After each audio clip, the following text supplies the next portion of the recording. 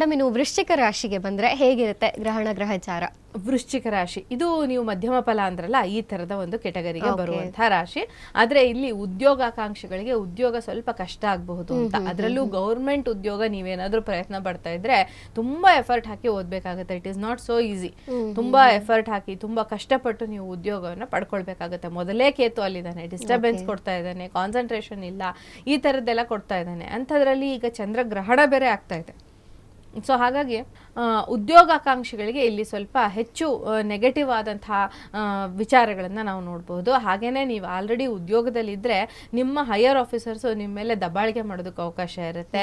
ನಿಮ್ಮ higher officers ಜೊತೆಗೆ unwanted ಆದಂತಹ ಮಾತುಕತೆಗಳು, ಕಿರಿಕಿರಿಗಳು ಆಗೋದಕ್ಕೆ ಅವಕಾಶ ಇರುತ್ತೆ. ಸೊ ಸ್ವಲ್ಪ ನೆಗೆಟಿವ್ ಆದಂತಹ ಫಲಗಳನ್ನೇ ಹೆಚ್ಚಾಗಿ ವೃಶ್ಚಿಕ ರಾಶಿಯವರಿಗೆ ನಾವು ನೋಡಬಹುದು ಅಂತ. ಸೊ ಹುಷಾರಾಗಿರ್ಬೇಕು ಒಟ್ಟಿನಲ್ಲಿ ವೃಶ್ಚಿಕ ರಾಶಿ. ಉದ್ಯೋಗದ ವಿಚಾರದಲ್ಲಿ, ಸ್ಥಾನಮಾನದ ವಿಚಾರದಲ್ಲಿ, ಬಿಸ್ನೆಸ್ ಏನಾದ್ರು ಮಾಡ್ತೀನಿ ಅಂತ ಸ್ಟಾರ್ಟ್ ಮಾಡ್ಬೇಕು ಅಂತಿದ್ರೆ ನೋಡಿ, ಯೋಚನೆ ಮಾಡಿ. ಈ 3 months ನಿಮ್ಮ ಲರ್ನಿಂಗ್ ಪೀರಿಯಡ್ ಅಂತ ಇಟ್ಕೊಳ್ಳಿ.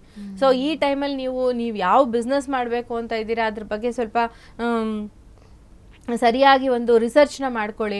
ಆ ನಂತರ ಆ ಬಿಸ್ನೆಸ್ನ ಸ್ಟಾರ್ಟ್ ಮಾಡಿ. ಅಥವಾ ನಿಮ್ಮ ಜಾತಕ ತೋರಿಸ್ಕೊಂಡು ಸರಿಯಾದ ರೀತಿಯಲ್ಲಿ ಗೈಡೆನ್ಸ್ನ ತಗೊಂಡು ಮುಂದೆ ಮಾತಾಡೋದು ತುಂಬ ಒಳ್ಳೆಯದು ಈ ವಿಚಾರಕ್ಕೆ ಬಂದಾಗ ಅಂತ.